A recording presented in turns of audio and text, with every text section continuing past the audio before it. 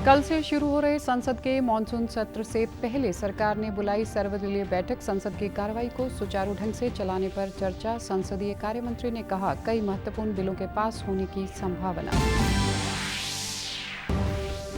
हरियाणा के मुख्यमंत्री ने आज संत कबीर कुटीर में पिछड़े वर्ग के लोगों को किया संबोधित। कहा, तीसरी बार नॉन स्टॉप बनाई है सरकार, काम में कोई कसर नहीं छूटेगी।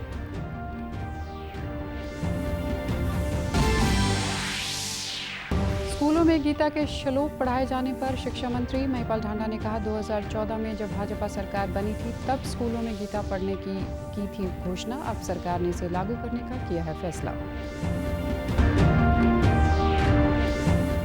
और चंडीगढ़ राजभवन पहुंचने पर हरियाणा के नए गवर्नर असीम कुमार घोष का सीएम सैनी और मंत्रिमंडल ने किया स्वागत। कल प्रदेश के 19वें राज्यपाल के तौर पर शपथ लेंगे घोष। नमस्कार, मैं हूं आरजू। अब समाचार विस्तार से। कल से शुरू हो रहे संसद के मॉनसून सत्र से पहले सरकार आज सर्वदलीय बैठक कर रही है और इस बैठक के दौरान सरकार संसद के दोनों सदनों के निर्बाध कार्रवाई सुनिश्चित करने के लिए सभी राजनीतिक दलों से सहयोग करने का आग्रह करेगी। कल से शुरू होने वाला मॉनसून सत्र 21 अगस्त तक चलेगा। सत्र के दौरान दोनों सदनों की कुल 21 बैठकें होंगी। संसदीय कार्य मंत्री किरण रिजिजू ने संवाददाताओं को बताया कि सरकार संसद में उठाए जाने वाले महत्वपूर्ण मुद्दों पर चर्चा के लिए तैयार है। उन्होंने कहा कि इसके अलावा जन विश्वास बिल 2025, राष्ट्रीय खेल प्रशासन बिल 2025 और मर्चेंट शिपिंग बिल 2024 समेत कई अन्य महत्वपूर्ण बिलों पर चर्चा और उनके पास होने की उम्मीद है। देश के लिए कई जो महत्वपूर्ण मुद्दे हैं उसके लिए अच्छा मौका मिलता है चर्चा करने के लिए। और जो सत्र का जो नियम होता है, जैसे क्वेश्चन आवर होते हैं, प्रश्न काल के अलावा और कुछ नियम होते हैं जिसको बहुत गंभीरता से हर सत्र में लिया जाता है। वैसे ही इस प्रकार हम तैयार किए हैं और कई बिल्स हैं जो इस सत्र में आएंगे। शिपिंग बिल है, पोर्ट्स बिल है, मर्चेंट बिल्स हैं, स्पोर्ट्स का बिल है और जन विश्वास बिल है, एजुकेशन का। कई महत्वपूर्ण बिल्स हैं जो इस मानसून सत्र में आने वाले हैं।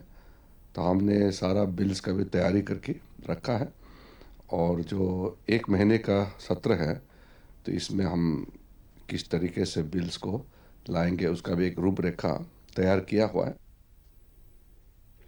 मॉनसून सत्र के पहले विपक्षी दलों ने सरकार को घेरने के लिए रणनीति बनाई है। ऑनलाइन बैठक में कांग्रेस अध्यक्ष मल्लिकार्जुन खड़गे, सोनिया गांधी, लोकसभा में नेता प्रतिपक्ष राहुल गांधी, शरद पवार सहित 24 दलों के नेता शामिल हुए। बैठक में बिहार में मतदाता सूची के विशेष गहन पुनरीक्षण को लेकर भी चर्चा हुई। कांग्रेस नेता प्रमोद तिवारी ने कहा कि बैठक में केंद्र सरकार को घेरने को लेकर 8 मुद्दों पर सहमति बनी, जिन्हें सत्र में प्रमुखता से उठाया जाएगा। विपक्ष की ओर से ऑपरेशन सिंदूर और भारत पाकिस्तान के बीच हुए संघर्ष विराम पर भी मॉनसून सत्र का मुद्दा उठाया जाएगा। हरियाणा के मुख्यमंत्री नायब सिंह सैनी ने आज संत कबीर कुटीर में पिछड़ा वर्ग के लोगों को संबोधित करते हुए कहा कि प्रदेश की जनता ने तीसरी बार नॉन स्टॉप सरकार बनाकर जो विश्वास जताया है उसका जवाब हम पूरी मेहनत और निष्पक्ष काम से देंगे। उन्होंने कहा कि काम में कोई कसर नहीं छोड़ी जाएगी। मुख्यमंत्री ने पूर्ववर्ती सरकारों पर निशाना साधते हुए कहा कि पहले पिछड़े वर्ग की बैकलॉग को योग्य उम्मीदवार नहीं बताकर खाली छोड़ दिया जाता था, लेकिन हमारी सरकार ने इस वर्ग से प्रोफेसर, डॉक्टर और इंजीनियर तक की भर्ती कर यह साबित कर दिया है कि यह वर्ग हमेशा से योग्य था। कि अभी पिछले दिनों ही, अभी कुछ दिन, मेरे ख्याल से 15 रोज पहले 7,500 बच्चों को और ज्वाइनिंग लेटर दिया, ज्वाइन कर गए। आपके सामने जो लोग कह रहे थे ना भी खाली सीटें छूट गई, मारे रणबीर गंगवा जी कह रहे थे एक भी सीट खाली नहीं छूट रही, सबसे ज़्यादा ओबीसी के। अरे यार, उस परसेंटेज को तोड़ करके टॉप के अंदर हमारे बच्चे जा रहे हैं, टॉप में जा रहे हैं। आपके पास कौशल की कमी नहीं है, आपके पास कुशलता की भी कमी नहीं है। हमने सुधार करना है और इसके लिए हम गति से काम कर रहे हैं। ये लोगों के प्रति जवाबदेही सरकार है, लोगों के जो सुझाव हैं उनके ऊपर चलने वाली ये सरकार है। उन्होंने कहा कि पढ़ाई और नौकरी का माहौल बदला जा रहा है और मेरिट के आधार पर भर्ती हो रही है। मुख्यमंत्री ने बताया कि 26-27 जुलाई को होने वाली सीईटी परीक्षा के लिए परीक्षार्थियों को केंद्र तक लाने और ले जाने के लिए मुफ्त बस सेवा दी जाएगी। छात्राओं के साथ एक परिजन को जाने की अनुमति भी दी गई है। अभी मेरे पास बच्चे आए, मेरे को कहने लगे कि सीटेट का पेपर करा दो, काफी लंबा समय हो गया। मैंने कहा हो जाएगा। हमारे बच्चे हैं, हरियाणा प्रदेश के बच्चे हैं।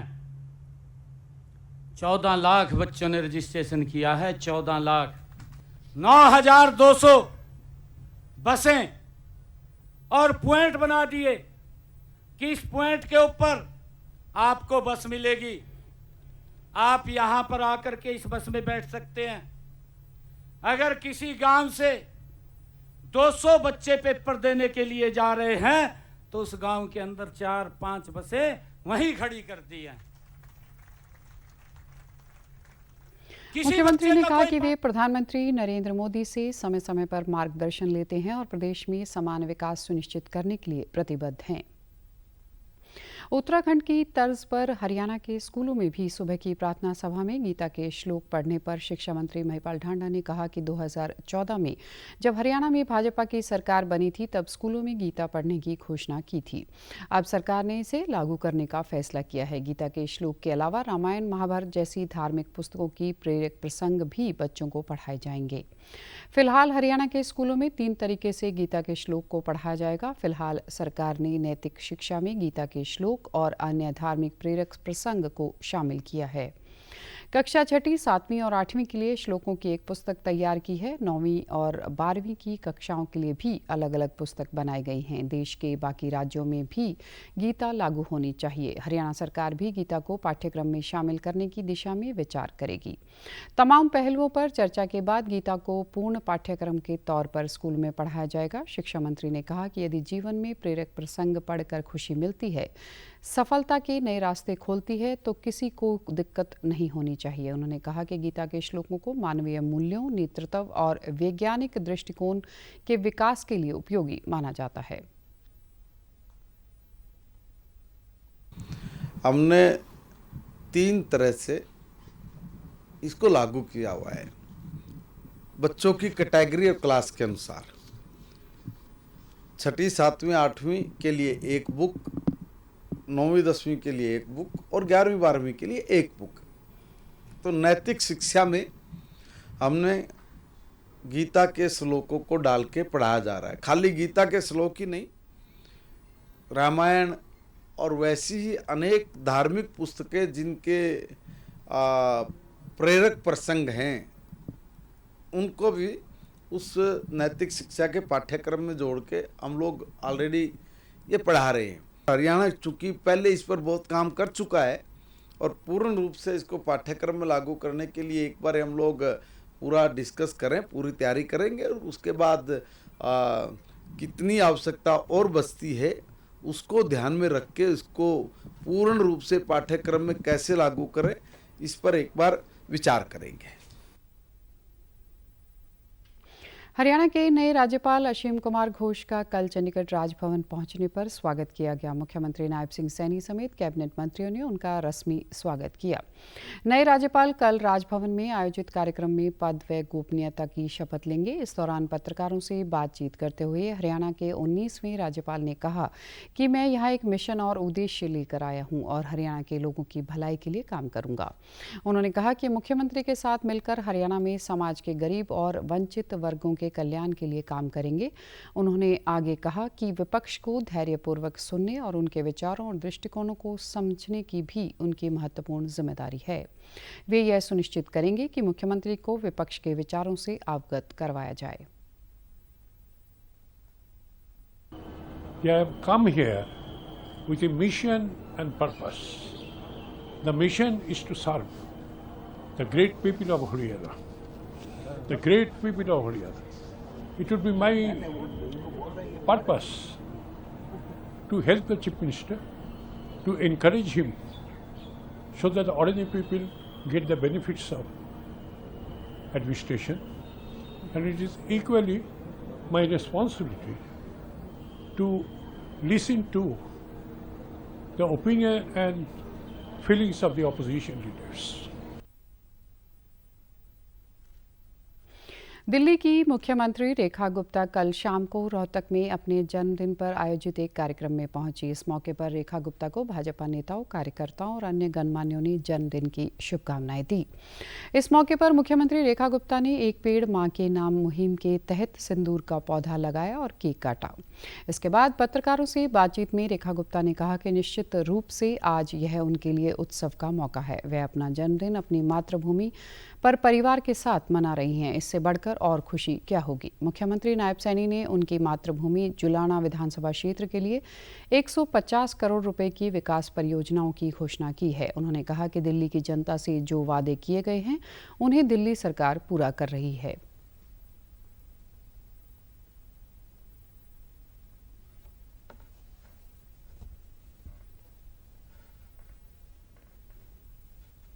नायब सैनी जी ने हरियाणा के लिए 150 करोड़ की परियोजनाएं हमारे उस छोटे से गांव के लिए, हमारे जुलाना के लिए दी। दिल की गहराई से बहुत धन्यवाद करती हूँ।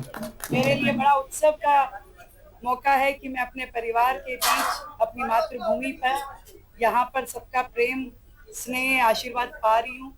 और सच में आज का दिन मेरे लिए बहुत महत्वपूर्ण है। लगातार जो जनता से हमने कहा उसका क्रियान्वयन में सरकार लगी है और आगे और द्रुत गति से काम करेगी। वहीं भाजपा के प्रदेश अध्यक्ष मोहनलाल बडौली ने प्रेस वार्ता करते हुए कहा कि विदेश में बैठकर धमकियां देने वाले बदमाशों के खिलाफ सरकार कार्रवाई कर रही है। बीपीएल कार्ड कटने के सवाल पर भाजपा प्रदेश अध्यक्ष ने कहा कि जिन लोगों के कार्ड कटे हैं उन लोगों ने गरीब कल्याण योजना का लाभ उठाकर अपने आप को इस श्रेणी से बाहर किया है। लोगों ने खुद को गरीबी रेखा से ऊपर उठाने का काम किया है। गूगल पर जानकारी ले सकते हैं किस डेट में कितने बीपीएल कार्ड हरियाणा में थे और आज कितने हैं, किन के कटे हैं, वो सारा जानकारी उसमें रहती है। और हमने बार बार ये बात कही थी कि हम गरीब आदमी को गरीबी रेखा से ऊपर उठाने के काम करेंगे और गरीब कल्याण की योजनाएं हमने लागू की। उन गरीब कल्याण योजनाओं का लाभ जिस गरीब परिवार को मिला है और वो गरीबी रेखा से ऊपर उठे हैं तो बीपीएल की श्रेणी से बाहर आए हैं। किसी को नौकरी मिली है, किसी ने मुद्रा लोन के माध्यम से अपना व्यापार को आगे बढ़ाया है। बहुत सारी स्कीमें हमने दी है, छोटे उद्यमियों को भी दी है, बेरोजगार युवकों को भी हमने दी है।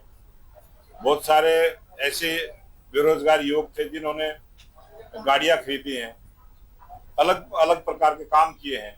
जिसने जैसा व्यापार किया है और वो गरीबी रेखा से ऊपर उठा है तो उनके बीपीएल कार्ड। मॉनसून सीजन में प्रदेश भर में पौधारोपण अभियान के तहत आज बल्लभगढ़ में विधायक एवं पूर्व कैबिनेट मंत्री मूलचंद शर्मा ने कई जगह पौधारोपण किया। हरियाणा शहरी विकास प्राधिकरण द्वारा शुरू किए गए इस अभियान के तहत क्षेत्र में 15,000 पौधे लगाए जाएंगे। इस मौके पर मूलचंद शर्मा ने कहा कि पौधारोपण अभियान को हम सभी मिलकर सफल बनाएंगे ताकि पर्यावरण सुरक्षित बना रहे और हम सभी को भरपूर मात्रा में ऑक्सीजन मिलती रहे। उन्होंने कहा कि सिर्फ पौधा लगाने से काम नहीं बनेगा बल्कि उसकी देखरेख करना भी हमारा कर्तव्य है। प्रधानमंत्री मोदी की मुहिम के तहत हम सब एक पेड़ मां के नाम अभियान को लेकर आगे बढ़ें। उन्होंने कहा कि सभी व्यक्ति अपने घरों में होने वाले धार्मिक आयोजनों के अवसर पर भी पौधारोपण करें। मेगा प्लांटेशन की शुरुआत की है, सेक्टर 2 से की है और बल्लभगढ़ विधानसभा में सबसे ज़्यादा जो बड़ा एक्सप्रेस निकला पेड़ों की कटाई भी, उसके एवज में हम 15,000 पेड़ लगाएंगे और 7,000 पेड़ों की शुरुआत हुई है। आज पेड़ों की शुरुआत ग्रीन बेल्ट के साथ साथ पार्क हैं या दूसरे हैं, उनकी आज शुरुआत हमने की है। इसमें हर फलदार भी है, छायादार भी है और हर तरह के पेड़ इसमें रखे गए हैं जो पक्षियों को और व्यक्ति को लाभ मिलेगा और एक ऑक्सीजन का काम का पर्यावरण को कम करने का सबसे बड़ा लाभ मिलेगा। और मेरी बल्लभगढ़ के लोगों से विनती है, इसको दिखावा ना करें, इसको अभियान के रूप में लें, क्योंकि पेड़ की हर व्यक्ति को जरूरत है। और आज भी साइंटिस्ट कहते हैं आने वाले समय में अगर हिंदुस्तान में 500 करोड़ पेड़ नहीं लगाए गए, आने वाला टेम्परेचर 60 पार होगा देश का। प्रदेश भर में व्यापक स्तर पर चल रहे एक पेड़ मां के नाम अभियान के तहत कुरुक्षेत्र के विद्यालयों में भी इको क्लब के माध्यम से स्कूली बच्चे पौधारोपण कर इस अभियान का हिस्सा बन रहे हैं। इस अभियान के तहत कुरुक्षेत्र के विद्यालयों में स्कूली बच्चे हजारों पेड़ लगा चुके हैं। समग्र शिक्षा में इको क्लब के जिला नोडल अधिकारी राजेश भारद्वाज ने बताया कि एक पेड़ मां के नाम अभियान के तहत जिले के सभी स्कूलों में व्यापक स्तर पर चल रहा है। स्कूली बच्चे हजारों पेड़ लगाकर उनकी जियो टैगिंग भी कर चुके हैं। पौधारोपण का यह अभियान न केवल पर्यावरण की रक्षा करेगा बल्कि एक समृद्ध भविष्य के निर्माण में भी योगदान देगा। स्कूली अध्यापकों का कहना है कि इस अभियान का मुख्य उद्देश्य बच्चों को प्रकृति के साथ जोड़ना। अब बच्चे इस अभियान में बड़ी रुचि ले रहे हैं और पर्यावरण संरक्षण की इस मुहिम में अपना योगदान दे रहे हैं। बच्चों को पर्यावरण के प्रति सचेत करना, बच्चों को बताना कि ये हमारे लिए इतनी ही आवश्यक है जितना हमने भोजन पानी करना, पढ़ाई करना, ये सारी चीज़ें करने के साथ साथ पर्यावरण के प्रति जागरूक होना बहुत ज़रूरी है।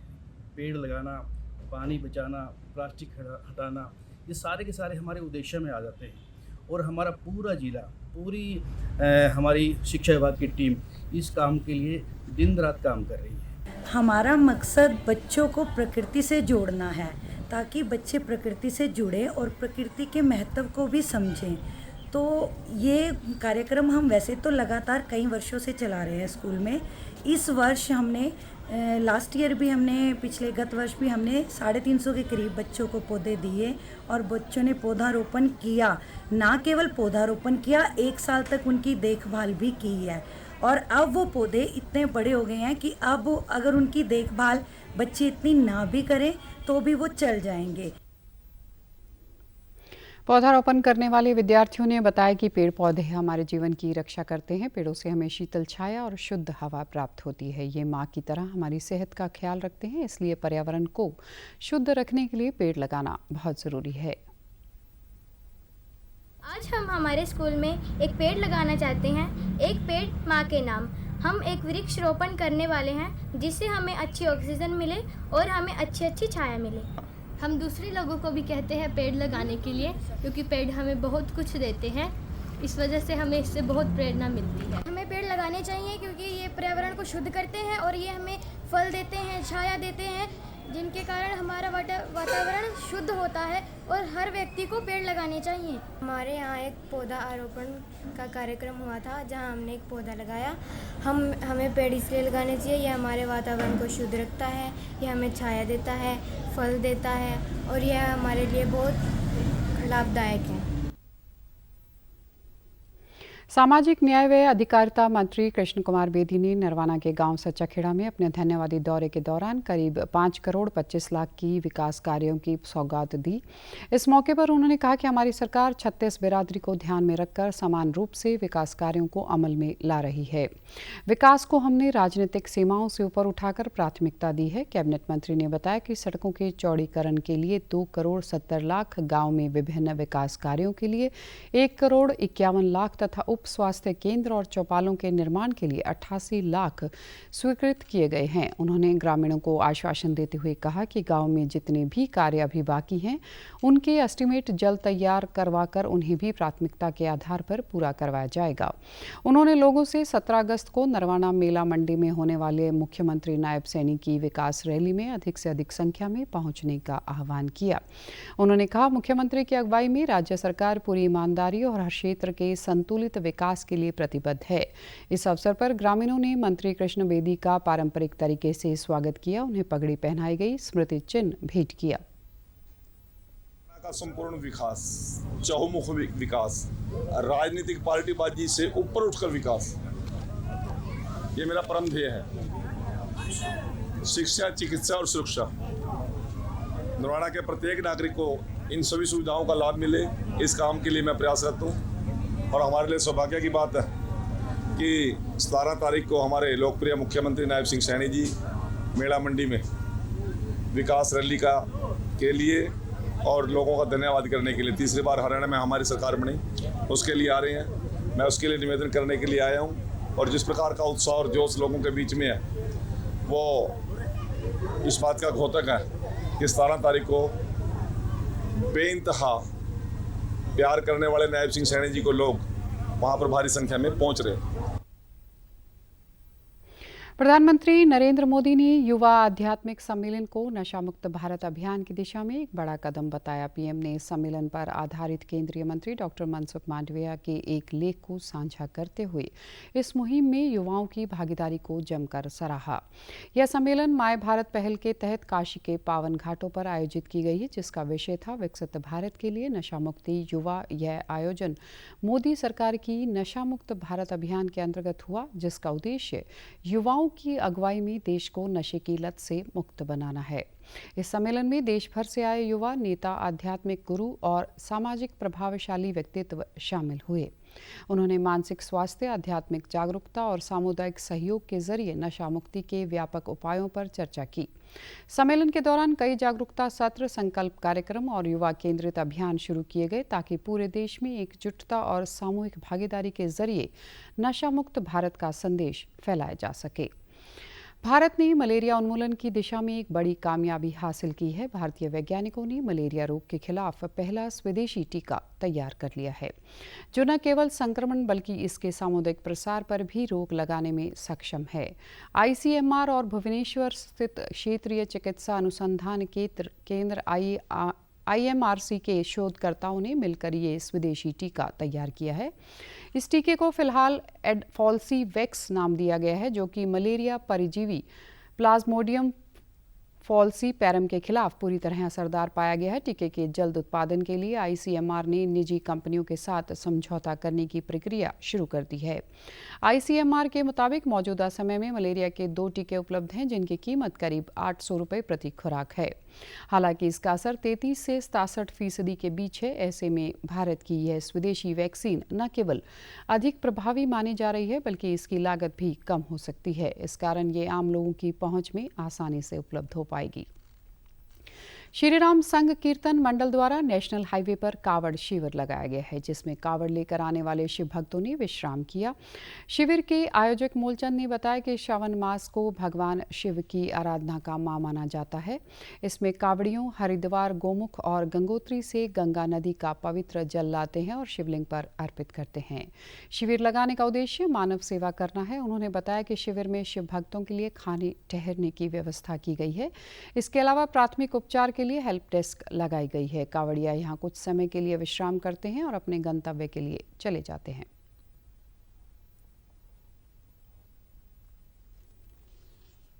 सावन मास को भगवान भोलेनाथ का स्पेशल महीना माना गया है कि सावन मास में भोलेनाथ बाबा की असीम कृपा होती है। हम हर साल इस शिविर का आयोजन करते हैं और भोलेनाथ की कृपा से सब कुछ बहुत अच्छा चल रहा है। देखिए, सावन मास में भोलेनाथ को गंगा जल चढ़ाना ये हिंदू धर्म में एक विशेष दर्जा है, मान्यता दी गई है और पवित्र महीना माना गया है सावन को। इसी उससे हम भक्ति भाव से इस भोले की असीम कृपा हम पे बनी रहे, हमारे परिवारों में सुख शांति और समाज का कल्याण हो, विश्व का कल्याण हो और सबका कल्याण हो। वहीं कावड़ लेकर आए शिव भक्तों ने बताया कि ये यात्रा विश्व और देश की कल्याण के लिए की गई है। लोगों के सहयोग से कावड़ यात्रा में कोई परेशानी नहीं हुई। आगामी 23 तारीख को जलाभिषेक किया जाएगा। कावड़ यात्रा हम लेकर तो चलते हैं, विश्व कल्याण हेतु, भारत के कल्याण हेतु, राष्ट्र कल्याण हेतु, जिला कल्याण हेतु हमारा निमित्त होता है। सबकी भलाई, सबके सहयोग से, सबके मार्गदर्शन से अच्छी यात्रा रहती है और इसमें हर आदमी भोले का रूप ही है। चाहे वो डॉक्टर है तो हमारे लिए भोले है, डॉक्टर के लिए हम भोले हैं, भंडारी है वो हमारे लिए भोले है, जो हमें खाना दे रहा है लेकिन हम उसके लिए भोले हैं। ऐसे दाता भंडारी सभी हमारे लिए भोले हैं और हम उनके लिए भोले हैं। इसलिए मंगल कामना करते हुए विश्व शांति के लिए हम ये यात्रा लाते हैं। हरियाणा विधानसभा के उपाध्यक्ष और जन स्वास्थ्य अभियांत्रिकी एवं नगर विकास संबंधी विषय समिति के चेयरमैन डॉक्टर कृष्णलाल मिड्ढा कल फतेहाबाद के दौरे पर पहुंचे। उनका यह दौरा जन स्वास्थ्य अभियांत्रिकी विभाग द्वारा कराए गए विकास कार्यों की भौतिक प्रगति का निरीक्षण करने के उद्देश्य से था। इस दौरान उन्होंने फतेहाबाद शहर की बहुप्रतीक्षित चिली झील का परियोजना का निरीक्षण किया। उन्होंने कहा कि चिली झील की हालत देखकर ऐसा नहीं लगता कि यहाँ कोई बड़ा विकास हुआ है। कृष्ण मिड्ढा ने कहा कि विकास कार्यों में किसी भी भी प्रकार की लापरवाही बर्दाश्त नहीं की जाएगी। उन्होंने चेतावनी देते हुए कहा कि सरकारी धन की बर्बादी और जनता की उम्मीदों के साथ खिलवाड़ किसी भी हालत में नहीं चलेगा। जो जिम्मेदार पाए जाएंगे उनके खिलाफ कार्रवाई होगी। इसके बारे में हम लोग ये भी मामला पब्लिक हेल्थ से जुड़ा हुआ है। इसकी इंक्वायरी के लिए हम लोग आदेश देते हैं कि इसकी इंक्वायरी की जाए। जो माननीय मुख्यमंत्री जी ने उसमें पैसा दिया, लगभग 13 करोड़ रुपए की राशि इस झील के लिए आई है। और यहाँ पे तो सारा का सारा करकट, कूड़ा करकट जमा हुआ, सब पत्ते जमे हुए हैं। और इसकी व्यवस्था को देखा जाए और जैसे जिस प्रकार से शहर के सौंदर्यीकरण को इसको मान रहे हैं कि झील बनाकर इसको सौंदर्यीकरण की स्थिति में लाया जाए, तो वैसा करना भी चाहिए। तो इसके लिए भी हम लोग ऊपर लिखेंगे कि इसकी इंक्वायरी की जाए, उस पैसे की कि इतना पैसा कैसे लगा उसकी इंक्वायरी की जाए। लेकिन मैं हालात, अगर सीवरेज के हालात जैसे मैंने आपको बताया कि 70-80% बेहतर हैं और आदमपुर की अपेक्षा तो बहुत ज़्यादा बेहतर है। आप हरियाणा के रहने वाले, जो जिम्मेवारी आपकी है उसे आप निभाइए, जो प्रशासन की जिम्मेवारी है वो प्रशासन निभाए। अगर उसमें प्रशासन कोताही बरतता है तो हम लोग आप लोगों के साथ में खड़े हैं और जो जिम्मेवारी हमारी है उसे हम पूर्ण रूप से निभाने का काम कर रहे हैं। दुनिया भर में मशहूर मैराथन धावक फौजा सिंह का आज जालंधर जिले में उनके गांव ब्यास में अंतिम संस्कार किया गया। दस्ताधारी टॉर्नेडो और सिख सुपरमैन के नाम से विख्यात फौजा सिंह का 14 जुलाई को कार की टक्कर लगने से देहांत हो गया। फौजा सिंह दुनिया के सबसे उम्रदराज मैराथन धावक थे, जिन्होंने अंतर्राष्ट्रीय स्तर पर सेहतमंद जीवन का संदेश दिया। फौजा सिंह के बेटे हरविंदर सिंह के अनुसार उनके पिता का अंतिम संस्कार उनकी अंतिम इच्छा अनुसार किया जाएगा। वे चाहते थे कि उनका संस्कार उनके पैतृक गांव ब्यास में किया जाए। 6वीं शताब्दी में भारत ने दुनिया को चतुरंग दिया, जो आधुनिक शतरंज का आधार बना। यह खेल बुद्धि और रणनीति का प्रतीक है, जो भारत की सांस्कृतिक धरोहर का हिस्सा है। विश्वनाथन आनंद से लेकर डी गुकेश तक भारत ने शतरंज को नई ऊंचाइयों तक पहुंचाया। मौजूदा दौर में शतरंज की बिसात पर भारत दुनिया के सामने सबसे ताकतवर बाजीगर बनकर उभरा है। अंतर्राष्ट्रीय शतरंज दिवस पर आपको दिखाते हैं इस खेल में भारत की गौरवशाली यात्रा और इतिहास के सुनहरे पन्नों पर यह खास रिपोर्ट। से शुरू हुआ चतुरंग आज चेस बनकर दुनिया को चुनौती दे रहा है। 1966 में फीडे की स्थापना के बाद से यूनेस्को के सुझाव पर हर साल 20 जुलाई को अंतर्राष्ट्रीय शतरंज दिवस के रूप में मनाया जाता है।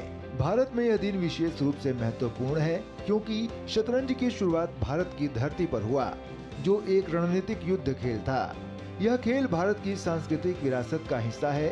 1966 में विश्व शतरंज फेडरेशन की स्थापना दिवस यानी 20 जुलाई को अंतर्राष्ट्रीय शतरंज दिवस घोषित किया गया। 2019 में संयुक्त राष्ट्र महासभा ने इसे आधिकारिक रूप से मान्यता दी। आधुनिक समय में भारत ने कई विश्व स्तरीय खिलाड़ियों को जन्म दिया है, जो इस खेल को वैश्विक मंच पर ले गए हैं।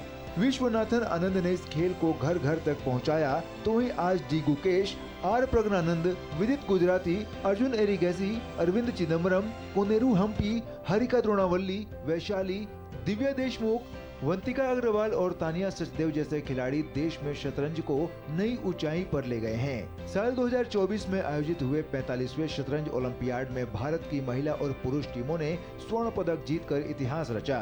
शतरंज ओलंपियाड के 100 साल के इतिहास में यह पहला मौका था जब भारत ने ओलंपियाड में स्वर्ण पदक जीतने में सफलता पाई। जून 2025 तक भारत के पास 85 ग्रैंड मास्टर हैं। इसके अलावा 124 अंतर्राष्ट्रीय ग्रैंड मास्टर हैं। वहीं 23 महिला ग्रैंड मास्टर और 42 महिला अंतर्राष्ट्रीय ग्रैंड मास्टर हैं, जो देश की शतरंज में गहरी बिसात को दर्शाता है। शीर्ष 10 भारतीय खिलाड़ियों की। समाचारों में आज इतना ही। नमस्कार।